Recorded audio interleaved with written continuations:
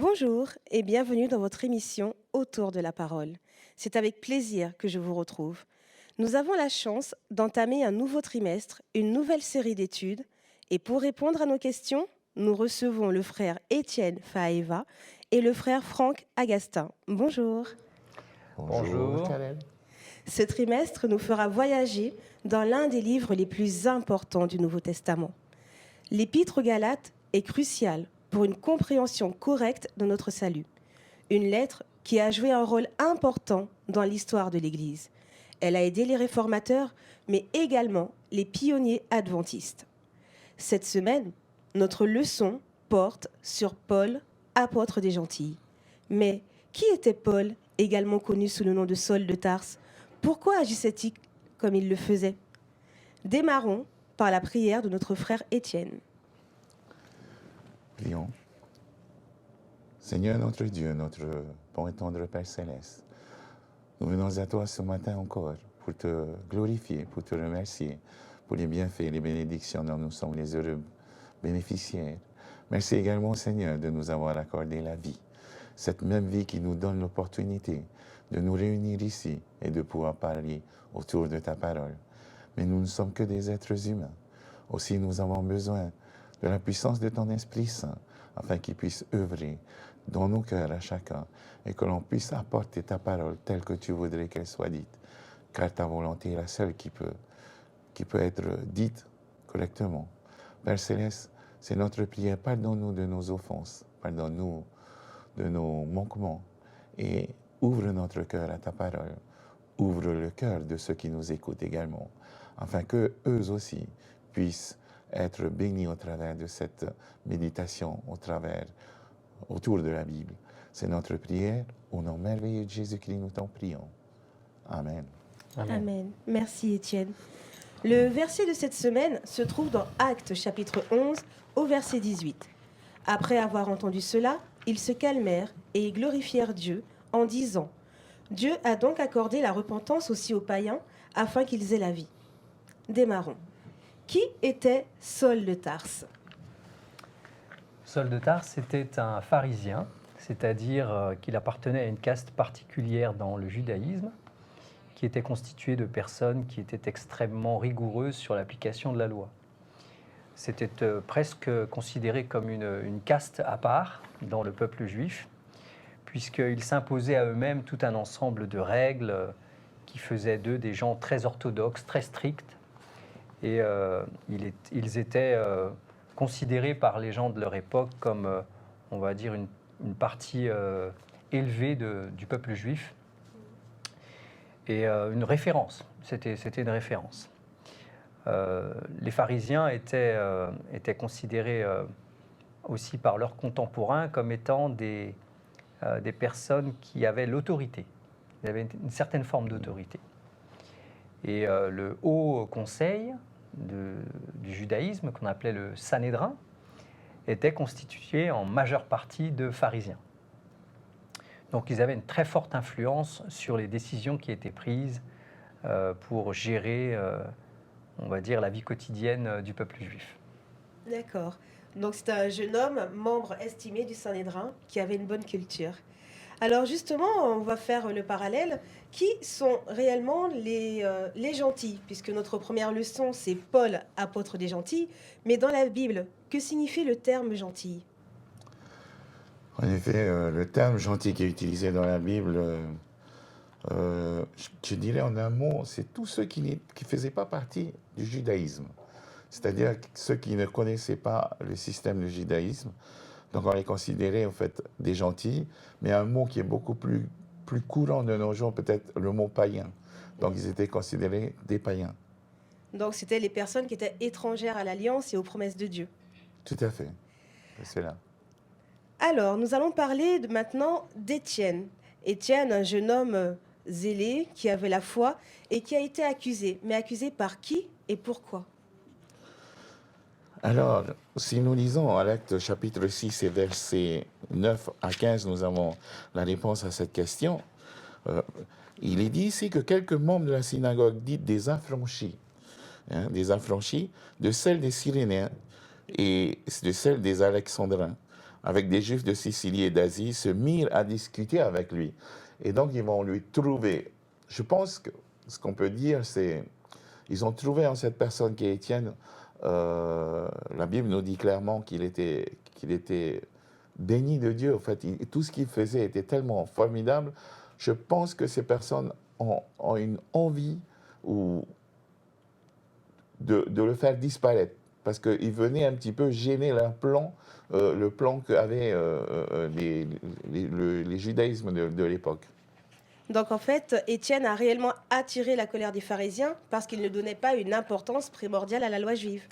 Tout à fait. Lui, il enseignait ce que Christ avait enseigné Voilà. et pas forcément celui que les Juifs enseignaient. Il proclamait Jésus, le Messie crucifié et ressuscité. N'y a-t-il pas au sein de nos églises des personnes qui sont ferventes et pleines d'ardeur et qui pourtant se trouvent dans l'erreur ? C'est sûr que nous avons besoin de zèle, nous avons besoin de montrer que nous croyons. Mais comment faire peut-être pour arriver à se tempérer ? La Bible dit « Ayez du zèle et non de la paresse ». Donc le zèle fait partie des choses qui deviennent presque automatiques lorsqu'on est vraiment converti. Le problème, c'est à quoi est-ce qu'on applique ce zèle ? On est zélé pour quoi ? Pour quelle cause ?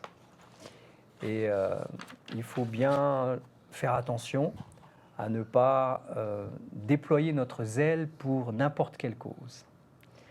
Alors précisément, dans l'exemple qui nous intéresse, celui de Saul, il était tellement zélé pour la cause de Dieu qu'il en est arrivé à faire des choses qui allaient à l'encontre même du plan de Dieu. Et la question se pose encore à nous aujourd'hui, celle que tu poses. Je crois que quoi qu'on fasse, il faut toujours essayer de le faire avec le bon état d'esprit. Parce que le zèle, c'est bien, mais si l'état d'esprit n'est pas le bon, c'est ça qui malheureusement pose problème. Et quand on a le bon état d'esprit, eh bien, on fait moins d'erreurs. D'accord. Mais justement, jusqu'où devons-nous aller dans notre amour et notre défense de Dieu ? Et puis, Dieu a-t-il réellement besoin d'être défendu ? Moi, je dirais qu'il n'y a pas de limite. Quand on aime Dieu, on est prêt à tout faire pour lui, même mourir. Maintenant, ça c'est pour la première question, jusqu'où on est prêt à aller. Maintenant, est-ce que Dieu a besoin d'être défendu ? Je dirais que malheureusement, beaucoup de gens aujourd'hui remettent en question Dieu sur plein de choses. Si Dieu est bon, pourquoi tant de souffrance, par exemple, c'est une question basique qu'on retrouve souvent. Donc, Dieu a besoin de témoins pour rétablir une certaine forme de vérité qui a tendance à se perdre. Il y a quelques siècles ou quelques dizaines d'années, on ne remettait même pas en question l'existence de Dieu. Aujourd'hui, le nombre de personnes qui ne fréquentent plus les églises et qui ne croient plus en ne serait-ce qu'un être supérieur qui dirige nos vies, le nombre de ces personnes augmente de plus en plus. Et de ce fait, Dieu a besoin de témoins pour montrer qu'il est là et qu'il peut encore aujourd'hui faire les mêmes miracles qu'il a fait avant. Et pour toi, Étienne, parce que tu m'as parlé d'un livre qui avait ce titre, est-ce que Dieu doit être défendu ? Est-ce que Dieu doit être défendu ? Comme dirait notre frère Franck, moi je suis tout à fait d'accord.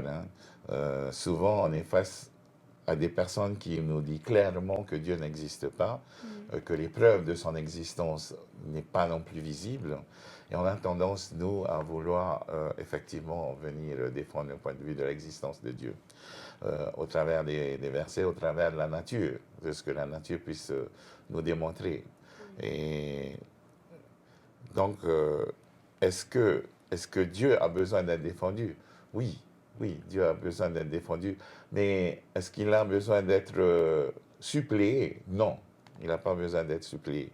Je crois qu'il y a beaucoup qui confondent en fait la limite de la défense de notre Dieu. Donc, Je peux rajouter, Karel ? Oui, bien sûr. Non seulement Dieu a besoin d'être défendu, mais il a besoin d'être défendu de la bonne manière. La bonne manière.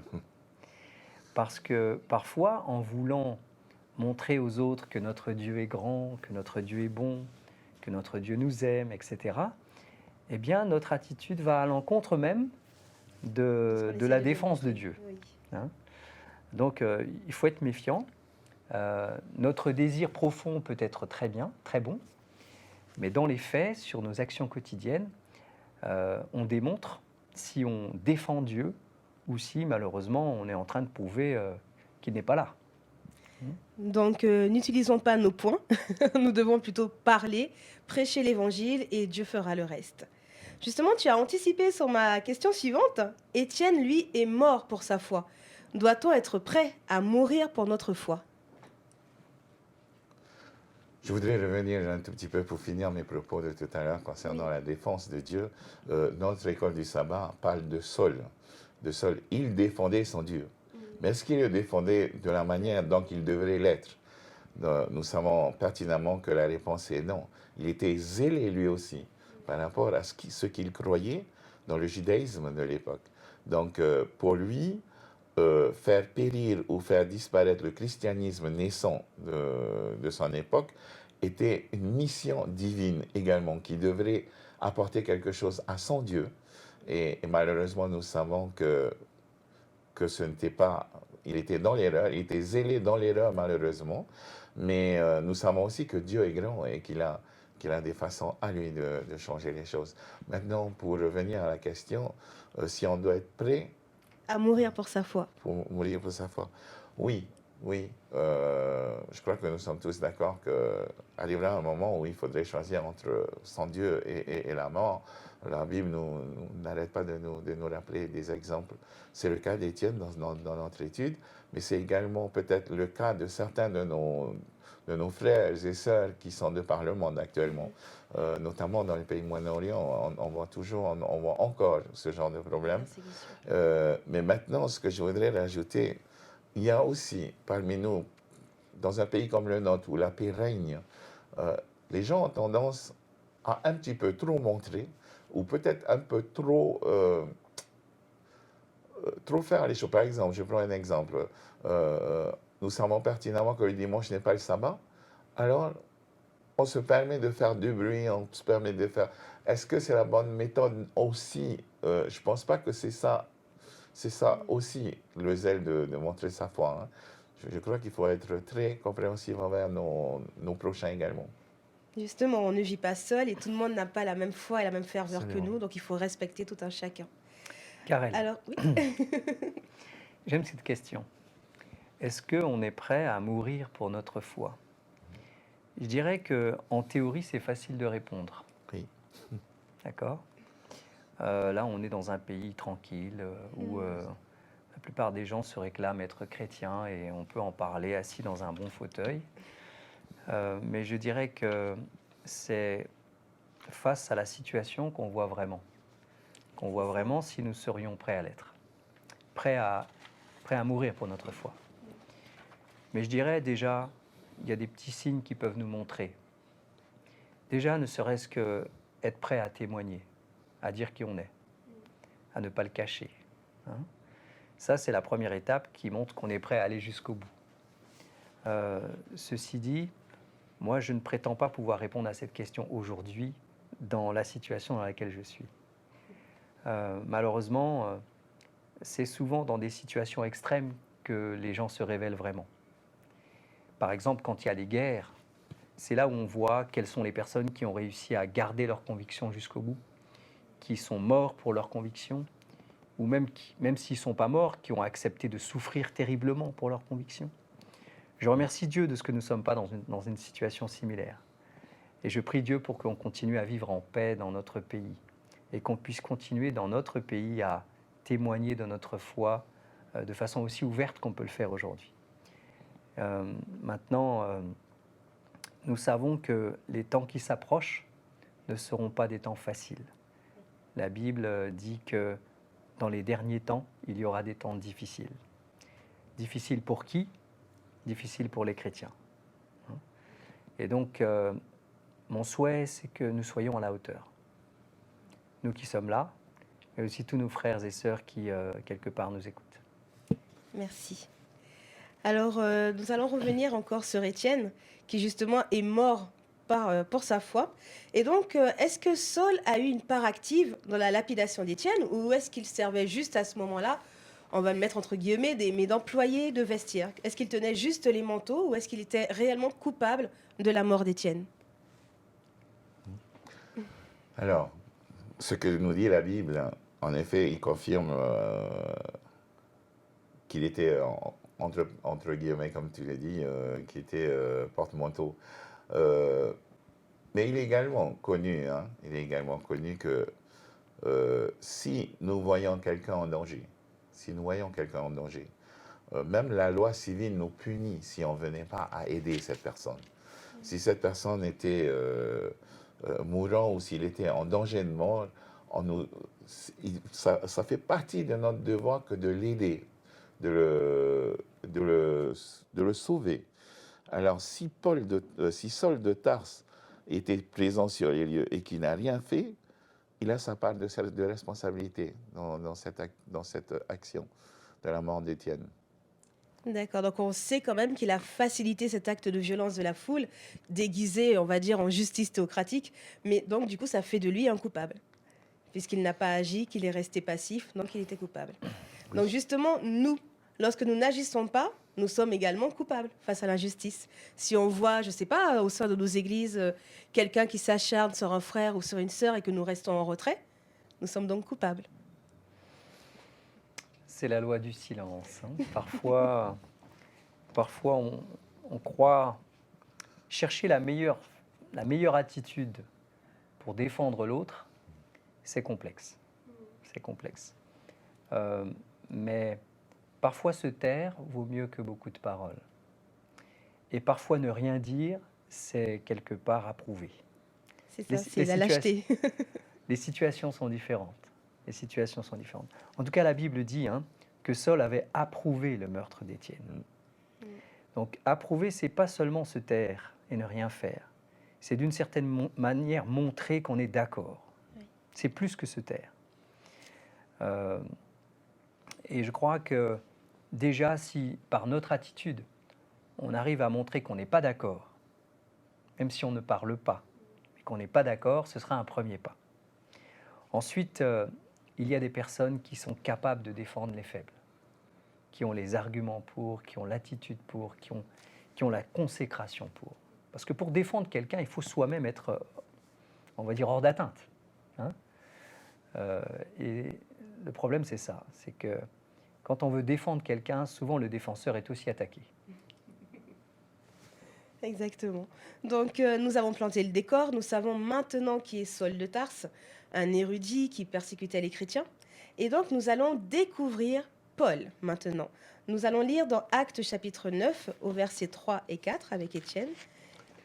Alors, au verset 3, « Comme il était en chemin et qu'il approchait de Damas, tout à coup, une lumière venant du ciel resplendit autour de lui. Il tomba par terre et il entendit une voix qui lui disait, « Saul, Saul, pourquoi me persécutes-tu » Et le verset 5 et 6, Franck, s'il te plaît. Il répondit, « Qui es-tu, Seigneur » Et le Seigneur lui dit, « Je suis Jésus que tu persécutes.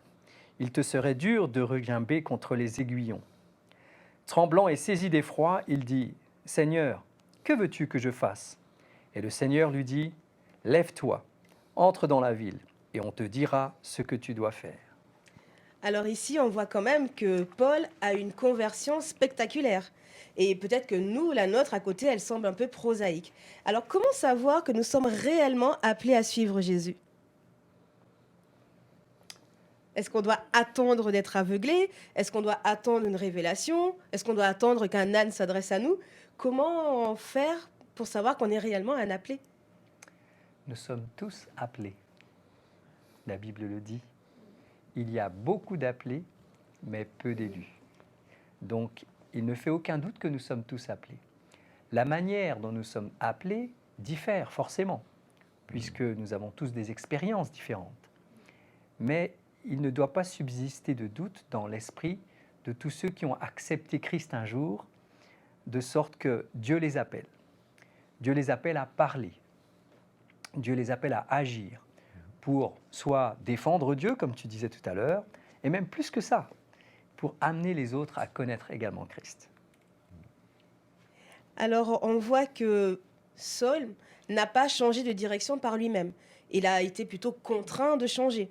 Il a été quand même terrassé par une lumière éblouissante. Il a été interpellé par Jésus. Et on sait quand même que par la suite, il a eu 3 jours de cécité avant qu'il ne rencontre Ananias. Mais est-ce que là, c'est plutôt Dieu qui vient vers Paul?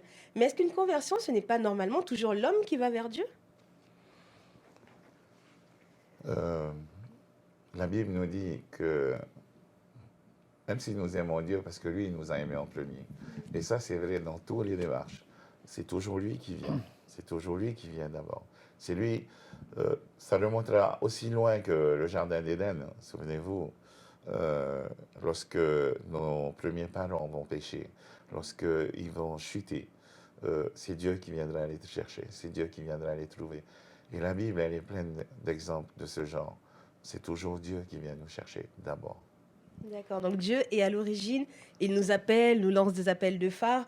Il peut utiliser également des événements ou des personnes, mais en tout cas, il va toujours nous solliciter. C'est ça? Absolument. Est-ce que je peux appuyer la Oui, réponse de vas-y, on t'écoute. Alors, une des paraboles très connues que Jésus a données à ce sujet, c'est la parabole de la brebis perdue. Oui. Dans cette parabole, Jésus prend la forme d'un berger et nous sommes considérés comme des brebis. Et Jésus cherche sa brebis jusqu'à ce qu'il la trouve. Donc Dieu fait toujours le premier pas. Ensuite, et c'est ça qui... Enfin, c'est notre part, c'est de se laisser trouver par Dieu. C'est pourquoi on dit souvent, si vous entendez sa voix, n'endurcissez pas votre cœur. Hein? Parce que la part de l'homme, c'est ça, c'est de laisser son cœur ouvert pour que Dieu puisse lui parler. Et lorsque le cœur est ouvert, Dieu parle. Merci. Alors, je pense sincèrement que Jésus a aveuglé Saul, car à l'origine, Saul ne voit pas la lumière. Au lieu de cela, il persécute la lumière, il essaye de l'éteindre. Et donc, du coup, grâce à cette cécité, eh ben, Saul, maintenant, va voir la vérité, car les écailles vont lui tomber des yeux. Enfin, littéralement et spirituellement, bien sûr. Et sa guérison n'était pas seulement physique. Alors, imaginons un petit peu ce qui a pu se passer dans la tête d'Ananias lorsqu'il va voir Saul, enfin, l'ancien Paul, non, le contraire plutôt, Paul, l'ancien Saul, qui persécutait. À votre avis, qu'est-ce qui a pu se passer à ce moment-là? Ce qui a pu se passer dans sa tête, c'est certainement ce qui se passe dans nos têtes à nous quand nous sommes face à une situation pareille. C'est-à-dire beaucoup de doutes, beaucoup d'appréhension et surtout beaucoup de crainte quand on connaît la réputation qui était celui de Saul. Mais nous savons également, dans le cas d'Ananias, ce qu'il a reçu comme message était au travers d'un songe. Et le fait que ça soit de cette manière qu'il est reçu, ça apporte une assurance supplémentaire à ce qu'il doit finir, à ce qu'il doit accomplir comme mission que Dieu lui a dédiée. Mais nous, est-ce que nous ne commettons pas souvent des erreurs en jugeant autrui? On est toujours appelé à juger les gens, puisque quelque part, qu'on le veuille ou non, qu'on l'accepte ou pas, on se fait une idée. On se fait une idée. Et surtout dans notre petite île. Dans notre petite île, on connaît tout le monde. Et même si on ne connaît pas les gens, eh bien, on a toujours entendu quelque chose sur un tel ou un tel. Et puis, on se fait des idées. Si bien que lorsque quelqu'un se convertit, c'est difficile à croire. Oui. C'est difficile à croire. Les gens se sont fait une telle image de nous que quelque part, ils ne peuvent pas croire que ce qu'il en soit autrement. C'est exactement ce qui s'est passé pour, malheureusement, pour Saul lorsqu'il est allé voir Ananias. Ananias ne pouvait pas croire que cet homme qui, quelques heures avant, avait approuvé le meurtre d'Étienne, un diacre, quelqu'un d'important dans l'Église chrétienne, il ne pouvait pas croire que d'un coup, il soit devenu chrétien comme ça, instantanément. Ce n'est pas possible pour lui. Et pour beaucoup de gens ici, ce n'est pas possible qu'on se convertisse. Oui. Donc maintenant, nous avons donc affaire à un Saul complètement converti, et ce Saul qui écrit justement une lettre aux gentils. Et on sait qu'il est à l'origine de la construction de beaucoup d'églises en Galatie. Et qu'est-ce qui s'est réellement passé? Pourquoi d'un coup il commence à s'énerver, à les traiter de stupides? Qu'est-ce qui s'est passé? Est-ce que partout où il avait frayé son chemin, là où il avait exprimé son affection, n'y a-t-il pas quelqu'un qui est passé par derrière pour donner le sens inverse de tout ce qu'il avait expliqué? Alors, si je peux me permettre, c'est un peu le problème. Et on a connu ça dans ce pays. Il y a des personnes qui arrivent dans l'Église et qui, par leur influence, arrivent à détruire la foi. C'est une réalité. J'ai en tête l'expérience de Faïté. Je ne sais pas si tu te rappelles, Karel, hein. Je ne pense pas que tu étais là. Non. Mais à Faïté, voilà, c'est 3 femmes qui sont arrivées sur l'atoll et qui, à travers leur façon de faire les choses, ont chamboulé la foi des gens là-bas. Et ils ont été tellement perturbés qu'ils se sont mis à voir le diable partout. Ah oui, je connais pas ça. Et ça a été à un tel point que finalement, il y a des personnes qui ont été jusqu'à tuer leurs propres parents. Je ne sais pas si tu imagines. Donc, c'est pour dire jusqu'où peut aller l'influence de personnes qui pénètrent dans des églises pour détruire complètement ce qui a été construit. Et malheureusement, dans l'église de Galate, c'est un peu ce qui est arrivé. Des personnes se sont introduites et ont introduit avec elles des faux enseignements. Un autre évangile. Voilà, un autre évangile. Donc Paul a dû rectifier tout ça de façon assez autoritaire, parce que malheureusement, parfois, il faut faire preuve d'autorité pour se faire écouter. Justement parce qu'il était inquiet pour ces églises qu'il avait donc formées. Alors, justement, à ce moment-là, lorsqu'on est assez... Enfin, Paul était plutôt brutal dans ses propos.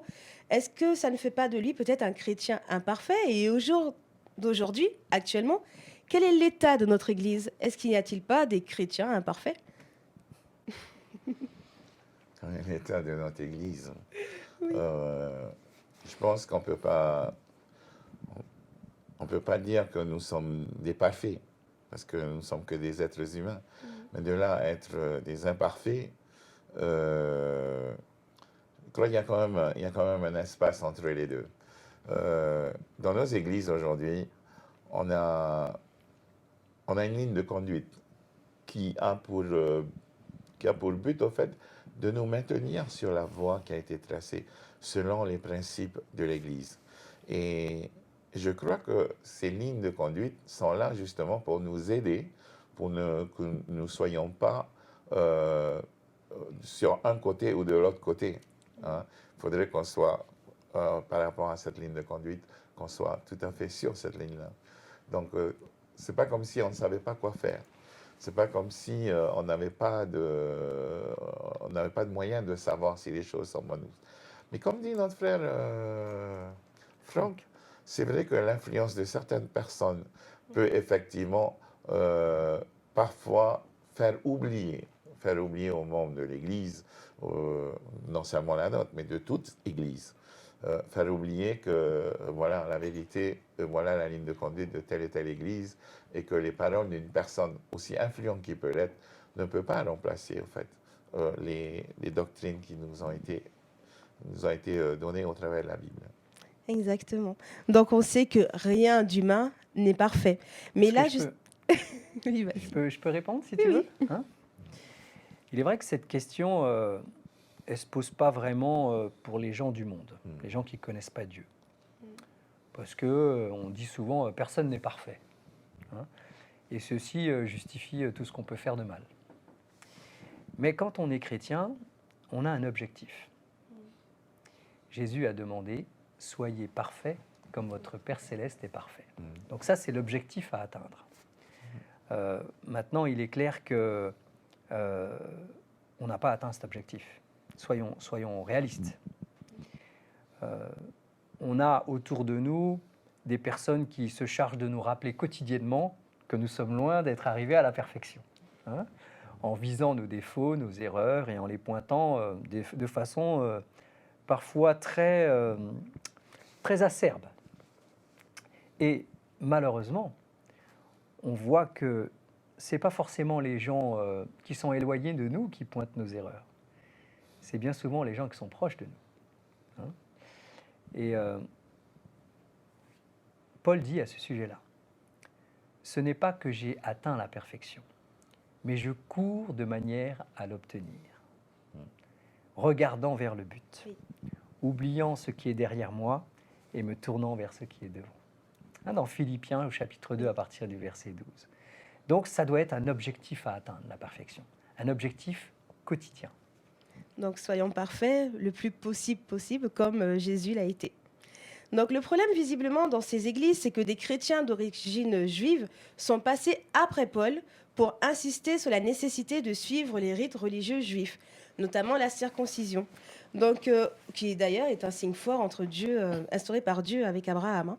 Mais qu'en est-il aujourd'hui? Est-ce que parce que nous donnons notre dîme, parce que nous faisons la part entre les aliments purs et impurs, parce que nous essayons de suivre la réforme alimentaire ou parce que nous observons le sabbat, est-ce que c'est réellement ces choses, si on peut dire, qui sont indispensables au salut? Moi, je répondrais que le salut, en fait, il ne vient que... Il n'y a qu'une seule façon d'avoir le salut, et ça, cela vient de Jésus au travers de la grâce de Dieu, donc manifesté dans son Fils Jésus-Christ. Mais il y a les moyens pour atteindre. Il y a eu des...